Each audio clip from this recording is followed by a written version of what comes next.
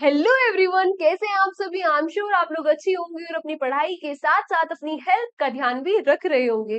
तो जैसा कि आप लोग देख पा रहे हैं, आज से हम स्टार्ट करें अपनी करंट अफेयर्स की क्लास एक नए अवतार में। फाइनली आप सभी लोगों का इंतजार खत्म हो गया है। पिछले कुछ दिनों से हमारे पास बहुत सारी रिक्वेस्ट आ रही थी करंट अफेयर्स की लॉन्ग सेशन के लिए। तो आज से हम अपने करंट अफेयर्स के 2 मिनट के सेशन को बनाने जा रहे हैं 5 मिनट का। और ये 5 मिनट से मैक्सिमम कितने मिनट का रहेगा? 10 मिनट का। और इन 10 मिनट में हम क्या क्या कवर करेंगे, इसमें हम इम्पोर्टेंट करंट अफेयर्स के क्वेश्चन तो कवर करेंगे ही, साथ ही साथ उनसे रिलेटेड जितनी भी स्टैटिक जीके बनेगी हम उसको भी कवर करके चलेंगे। So without any further delay start करते हैं अपने फर्स्ट क्वेश्चन को। और हमारा फर्स्ट क्वेश्चन क्या कह रहा है? Recently who has been appointed as the brand ambassador of T20 men's world cup. अभी हाल ही में T20 मेंस वर्ल्ड कप के ब्रांड एम्बेसडर किसको नियुक्त कर दिया गया है? तो अभी हमने कुछ ही दिन पहले पढ़ा था कि युवराज सिंह को ब्रांड एम्बेसडर बना दिया गया है।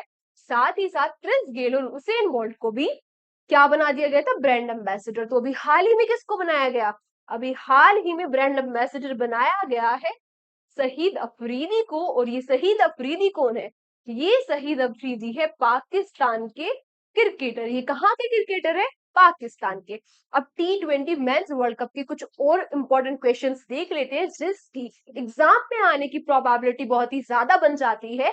क्यों? क्योंकि अभी हाल ही फिलहाल में ICC T20 men's world cup भी होने वाला है और हाल फिलहाल में बहुत सारे एग्जाम्स भी आने वाले हैं। तो अभी हम सब कुछ पढ़ के चलेंगे, ठीक है। तो कुछ इंपॉर्टेंट चीजें क्या है कि इस बार ICC T20 men's world cup का 9th एडिशन है जो 1 जून से 29 जून तक होगा। कहाँ होगा? इसको कौन होस्ट कर रहा है? इसको होस्ट कर रहा है अमेरिका और वेस्ट इंडीज। इसका ऑफिशियल एंथम क्या है? ऑफिशियल एंथम है आउट ऑफ द वर्ल्ड।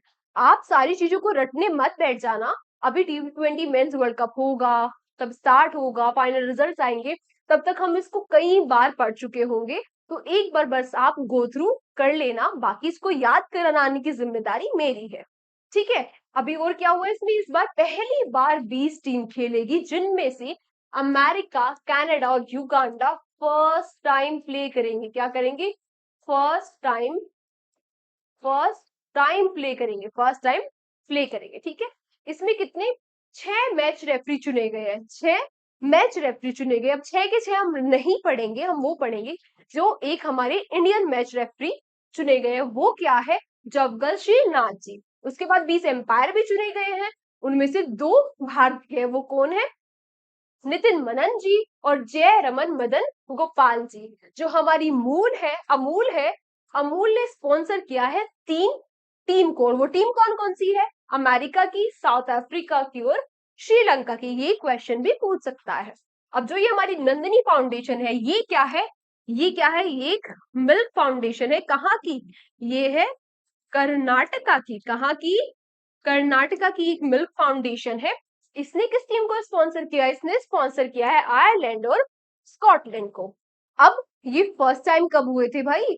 जो first time ICC T20 men's world cup हुआ था वो कब हुआ था? 2007 में। किसने होस्ट किया था? ये होस्ट किया था साउथ अफ्रीका ने। जीता कौन था? अरे हमारा प्यारा भारत जीता था इसमें। अभी लास्ट टाइम कब हुआ था? लास्ट टाइम हुआ था 2022 में। ऑस्ट्रेलिया ने होस्ट किया था और जीत गया था इंग्लैंड। मजे की बात यह है कि फर्स्ट टाइम भी और अभी जब लास्ट टाइम हुआ था, दोनों बार किसको हराया गया था? पाकिस्तान को। आते अपने नेक्स्ट क्वेश्चन पे। India secure which position in world para athletics championship. अभी हाल ही में क्या हो रही थी? वर्ल्ड पैरा एथलेटिक्स चैंपियनशिप हो रही थी। इसमें इंडिया की कितनी पोजीशन आई है? तो इसमें इंडिया की 6th पोजीशन आई है। इसको टॉप किसने किया है? यानी कि फर्स्ट पोजीशन किसकी आई है? फर्स्ट पोजीशन सिक्योर कर ली है चाइना ने। और सेकंड आया है कौन? ब्राजील। अब जो हमारा इंडिया है, इंडिया की 6th पोजीशन आई है और हमारे इंडियंस ने 7 मेडल जीते हैं इस चैंपियनशिप में। कितने मेडल्स?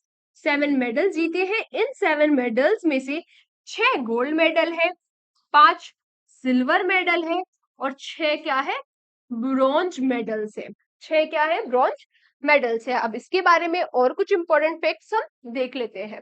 अब क्या देख लेते हैं, देखो पांच जो 6 गोल्ड मेडल्स है, अब वो 6 गोल्ड मेडल्स की हम ये देख लेते हैं कि वो किसने जीते हैं, क्योंकि ये नहीं पूछेगा कि वो गोल्ड मेडल 6 किसने जीते हैं, उनके बारे में रेयरली होगा कि पूछेगा, लेकिन किसी भी एग्जाम में ये जरूर पूछ लेगा कि ये जो प्लेयर है ये किस स्पोर्ट से रिलेटेड है, और वो प्लेयर कहाँ से उठाएगा, वो यहीं से उठाएगा जिन्होंने हाल फिलहाल में गोल्ड मेडल जीते हैं। तो इसमें अभी हमने कुछ ही दिन पहले पढ़ा था कि दीप्ति जीवन जी ने जीत लिया था गोल्ड मेडल, किसमें, 400 मीटर T20 रेस में। उसके बाद एकता एकता बयाना जी ने भी क्लब थ्रो में गोल्ड मेडल जीता, सिमरन शर्मा जी ने 20 मीटर की रेस में, सचिन खिलारी जी ने शॉट पुट में, सुमित अंतल जी ने जीता है जैवलिन थ्रो में, और मरियप्पन तंगवेलु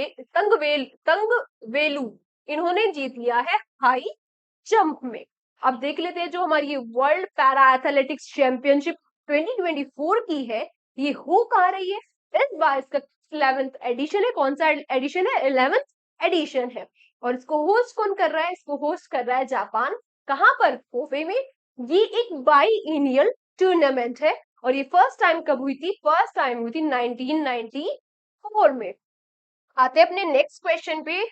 हमारा नेक्स्ट क्वेश्चन क्या कहता है, recently Srinivas Kulkarni ji, recently Srinivas Kulkarni ji honoured with which award, इन्हें जो श्रीनिवास कुलकर्णी जी है इन्हें हाल फिलहाल में किस अवार्ड से सम्मानित किया गया।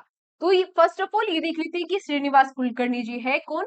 तो ये एक इंडियन, ये एक साइंटिस्ट है, और साइंटिस्ट कैसे है, इंडियन अमेरिकन साइंटिस्ट है, यानी कि इंडियन ओरिजिन के साइंटिस्ट है। तो साइंटिस्ट है तो कौन सा अवार्ड दिया गया होगा, साइंटिस्ट है तो ऑब्वियसली साइंस की फील्ड का कोई अवार्ड दिया गया होगा। तो इन्हें कौन सा अवार्ड दिया गया है, इन्हें अवार्ड दिया गया है शो अवार्ड, इनको दिया गया है शो अवार्ड। अब इस शो अवार्ड के बारे में एक दो चीजें देख लेते हैं। अब जो शो अवार्ड है 2024 में, यानी कि 2024 में इसका 21st यानी कि 21वां एडिशन था। ये चीज इंपॉर्टेंट हो जाती है कि इसको नोबेल प्राइज ऑफ ईस्ट भी कहते हैं। पूछ लेगा कि नोबेल प्राइज ऑफ ईस्ट किसको कहते हैं, तो वो किसको कहते हैं, शो अवार्ड को कहते हैं। पूछ लेगा किससे रिलेटेड है, तो साइंस के फील्ड से रिलेटेड है। कहाँ कहाँ पर दिया गया, हांगकांग में दिया गया। अब हमारा नेक्स्ट क्वेश्चन क्या कहता है, नेक्स्ट क्वेश्चन कहता है रिसेंटली कृषि एंड भूमि, रिसेंटली कृषि और भूमि न्यूज में थे। रिसेंटली कौन न्यूज में थे, कृषि और भूमि। ये क्या है, तो आप सभी लोगों ने सुना होगा दूरदर्शन चैनल के बारे में। तो दूरदर्शन का ही एक और चैनल है, क्या कौन सा, हाँ डीडी किसान चैनल। डीडी जो किसान चैनल है ये 2015 में बनाया गया था। अब इस डीडी किसान चैनल पे 2 नए एंकर्स को अपॉइंट कर दिया गया है। यहाँ तक तो ठीक है, 2 नए एंकर्स अपॉइंट कर दिए गए हैं, लेकिन जो ये नए एंकर्स है ये कैसे एंकर है, ये एआई यानी कि आर्टिफिशियल इंटेलिजेंस से बने हुए एंकर्स है। और उनके नाम क्या रखे गए, इनके नाम रखे गए कृषि और भूमि, इसीलिए ये कृषि और भूमि न्यूज में है। तो ये क्या हो जाते हैं, ये हो जाते हैं हमारे एआई न्यूज एंकर्स। तो first is the right answer. अब हमारा नेक्स्ट क्वेश्चन क्या कहता है, recently which film become the first Indian, कौन सी फिल्म, ये इंपॉर्टेंट क्वेश्चन हो जाता है। वैसे इंपॉर्टेंट अभी तक सारे ही थे, लेकिन इसकी प्रोबेबिलिटी और भी ज्यादा बढ़ जाती है, क्योंकि ये कौन सी फिल्म बन गई है फर्स्ट इंडियन फिल्म, कौन सी फिल्म बन गई है फर्स्ट इंडियन फिल्म जिसने जीता है ग्रैंड प्रिक अवार्ड, जिसने जीत लिया है कौन सा अवार्ड, ग्रैंड प्रिक अवार्ड।